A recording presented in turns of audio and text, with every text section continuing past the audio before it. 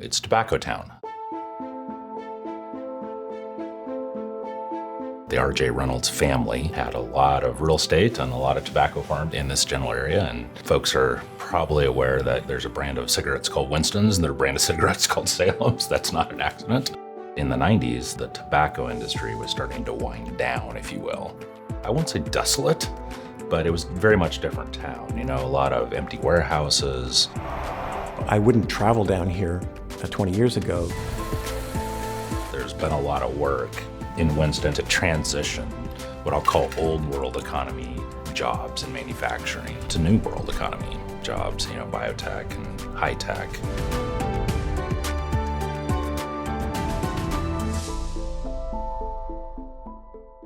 I'm Luke Burnett. I'm the CEO and Chief Science Officer of KeraNetics.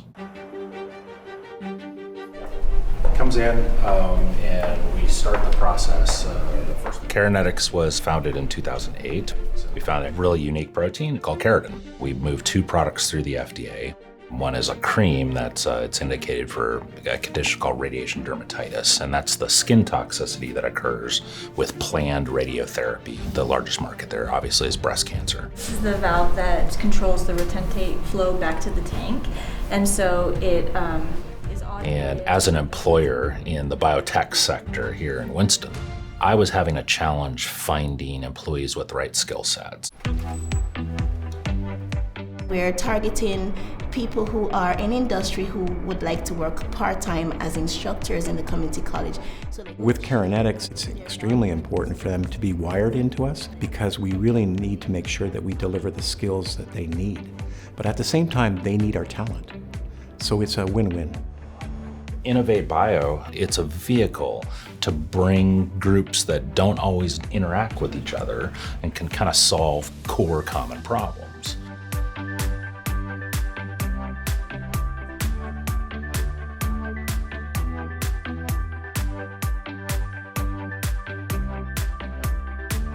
If we did not have this kind of funding from ATE via Innovate Bio, we would not be able to do this kind of professional development of our faculty.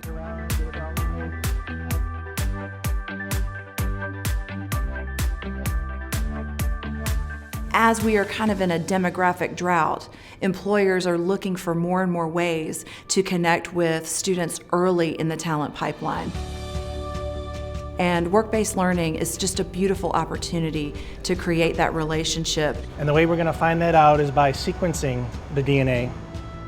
The educational system in the U.S. is the best in the world because we put resources into it, both in the medical space and the tech sectors.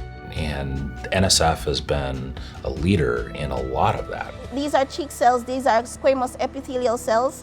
So it's very good for students to hear, not only from me, what's required in the workforce, but hearing from individuals who are going to employ them, what is required so that they can know that this is something I definitely need to pay attention to. You can see numbers. And I say, hey, you know, this is what I'm looking for in a new employee. They'll work through curriculum development to ensure that those people are available. We have we're running a small scale. Next week I'll be running one without no help. Our dog. My name's Angel Ramirez. I'm a bioprocess technician here at KeraNetics. If I had a shirt, I would say I love my job. Yes. He has just been an absolute joy and part of our team. We're a small company and it's like a family, right? And so bringing new people into your family is a little bit of a challenge, and he fit in immediately. The very skilled experience that students need to have is crucial because it means that they're work ready. And I think at the end of the day, when you think about ATE programs, you think about preparing the skilled technical worker. That is the formula. So if I'm going to be measuring 150 microliters, this is what we should do to be able to guide students who come into my doors with very little confidence, very little experience, and I can see their potential before they even see it themselves. They graduate and they do wonderful things, and that to me is one of the most rewarding experiences.